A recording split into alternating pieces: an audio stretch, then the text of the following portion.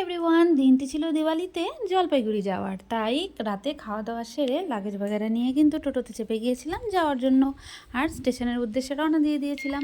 এই রাস্তায় যেতে যেতে যেতে যেতে যেতে যেতে প্রচুর কিন্তু লাইট দেখতে পেয়েছিলাম, কারণ পরের দিনে ছিল দিওয়ালি। এটা তো তোমরা সবাই চেনোই, এটা বর্ধমানের কার্জন গেট। সেখানে রেস্ট সিগনালের জন্য একটু দাঁড়াতে হয়েছিল। যাত্রাপথে একটা উপরি পাওনা ছিল মায়ের দর্শন। যাদের বাড়িতে পুজো হয় তারা সবাই ঠাকুর নিতে এসেছিলো।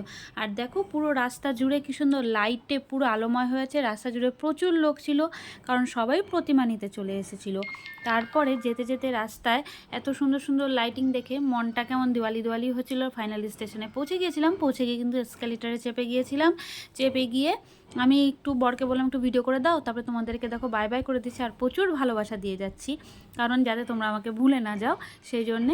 তারপরে আমরা ওভারব্রিজে উঠে একটু চারিপাশটাকে ভিডিও করে নিয়েছিলাম, কারণ অনেক লোকজন ছিল, বেশ ভালোও লাগছিল দেখতে।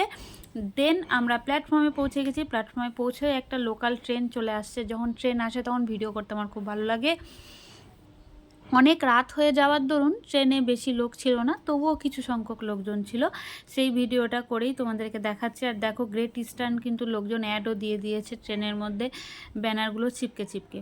যাই হোক, তারপরে এই আমার সুন্দর হাতটা দিয়ে তোমাদেরকে হাই করার পর একটু হেঁটে চলে বেড়াচ্ছিলাম। ছেলেকে বললাম একটু ভিডিও করে দিবি, দিল একটু ভিডিও করে। তারপরে দুষ্টুমি করতে শুরু করে দিল, আমার ভিডিও না করে চারপাশের ভিডিও করতে শুরু করে দিল। তারপরে আমি একটু বকাঝকা করলাম, করার পরে বললো ঠিক আছে ঠিক আছে, তোমার ভিডিও করে দিচ্ছি বা কিছু। এবার দেখো ও দুষ্টুমি করছে কেমন করে, দেখো। তারপরে আমাকে বলছে ও ম্যাডাম জি, এই দেখো এখানে বলবে ও ম্যাডাম জি, ও ম্যাডাম জি। এগুলো হচ্ছে ওর দুষ্টুমি আর কি। তারপরে বসেছিল বোকার মতন, বললাম হাতটা নাড়িয়ে দে, ওই যে ভাও খাচ্ছে, লজ্জা পাচ্ছে, এটাই হচ্ছে ওর ইয়ে।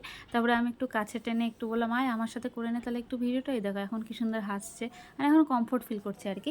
তারপরে সামনে একটা দিদি বসেছিল, সেই দিদিটা প্রচুর কাজ করছিল, আমি দেখছিলাম কত দায়িত্ব এদের। যাই হোক, নেক্সট ডে আমরা সকালে ঘুম থেকে উঠে পড়েছি ট্রেনে। সবাই খুব টায়ার্ড, আর কতক্ষণে বাড়ি যাব সেটা তারা। আশেপাশের লোকজন সবাই হাই তুলছে, কারোরই রাতে ঘুম হয়নি ভালো করে। একটা ছোট বাচ্চা ছিল, সেটা আমাদের টাইম পাস হয়েছিল। আর সবাই সবার লাগেজ গুছোচ্ছিল, কারণ নামতে হবে কিছুক্ষণ পরেই। তো ফাইনালি আমরা ট্রেন থেকে নেমে গিয়েছিলাম, নেমে বাড়ির উদ্দেশ্যে রওনা দিয়েছিলাম। আর্লি মর্নিং ছিল, তাই দেখো প্রচুর দোকানপাট, এখনও পর্যন্ত প্রায় 80% দোকানপাটই বন্ধ ছিল, খোলেনি। যাই হোক, তো বাড়ি পৌঁছে কিন্তু একটা উপরি পাওনা পেয়েছি। এই যে সেই উপরি পাওনাটা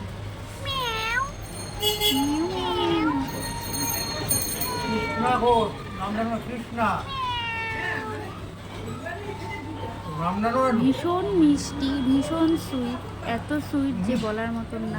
তোমাদের কেমন লাগলো ভিডিওটা বলো। চলো টাটা বাই বাই, দেখা হবে পরে ভিডিও।